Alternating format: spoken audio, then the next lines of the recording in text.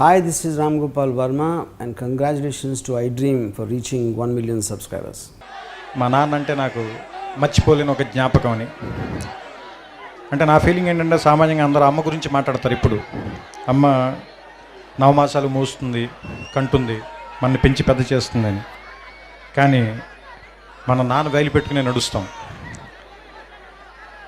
చిన్నప్పుడు ఒక Spanish are బ్రెజిలియన్లో ఒక సామెత ఉంది. ఏంటంటే చిన్న వయసులో ఒక 5 ఏళ్ల వయసులో 6 ఏళ్ల వయసులో ఉన్నటువంటి పిల్లలకి ఫాదరే సూపర్ హీరో, వాళ్ళ ఫాదర్ సూపర్ మ్యాన్ అనుకుంటారు. ఏమైనా చేయగలడు మా నాన్న ప్రపంచంలో సాధించలేదంటే ఏం లేదనుకుంటారు.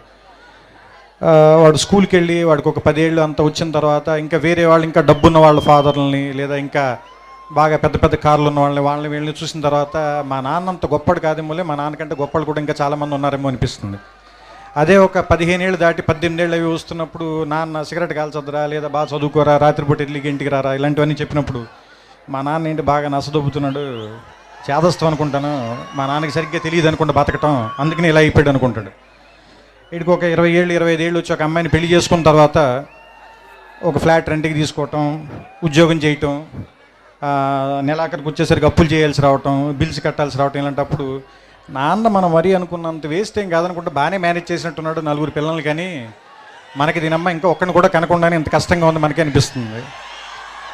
ఆ తర్వాత ఒక 35-40 దాటిన తర్వాత పిల్లలు కొంచెం పెద్దవాళ్ళు అవుతుంటే స్కూల్ ఫీజులు, రికమెండేషన్లు, ఆ తర్వాత వాళ్ళకి ఏదైనా ఒంట్లో బాగున్నప్పుడు రాత్రిపూట హాస్పిటల్కి పరిగెత్తటాలు, ఏదైనా కష్టం వస్తే డబ్బుల కోసం ఎత్తుక్కోవటాలు, ఇలాంటప్పుడు నాన్న గుర్తుంచి కళ్ళల్లో నీళ్ళు వస్తాయి.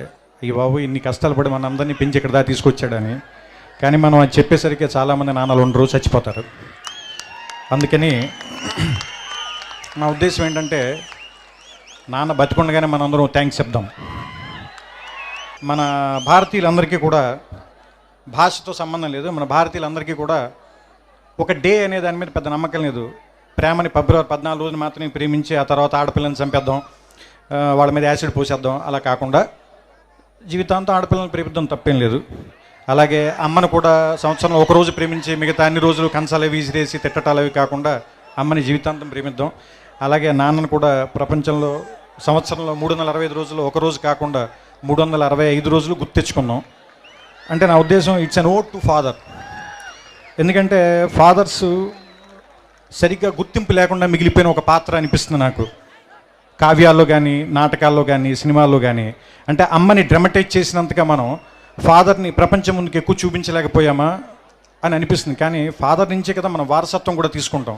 ఫాదర్ ఇచ్చే డబ్బులు కాదు, ఫాదర్ ఇచ్చే పేరుని తీసుకుని ముందుకు వెళ్తాం. ఫలానా వాళ్ళ అబ్బాయి ఇతను, ఫలానా వాళ్ళ మనవడు ఇతను, లేదా ఫలానా ఫ్యామిలీ నుంచి వచ్చాడు ఇతను.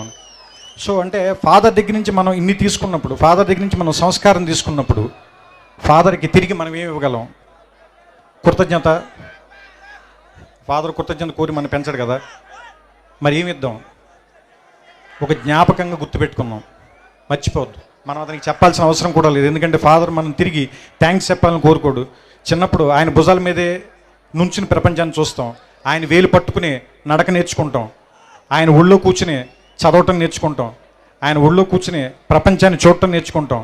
ఆయనతో పాటే ఆయన స్కూటర్ డ్రైవ్ చేస్తుంటే ఆయన ముందు నుంచుంటాం, ప్రపంచం మొత్తం మనమే గెలుస్తున్నాం అనుకుంటాం. ఆయన వెళ్ళిపోయిన తర్వాత ఒంటరిగా ఉన్నామని ఎప్పుడు అనుకోవద్దు. మన వెనకాల కనపడిన ఒక నీడలాగా నాన్న ఎప్పుడు మనతోనే ఉంటాడు.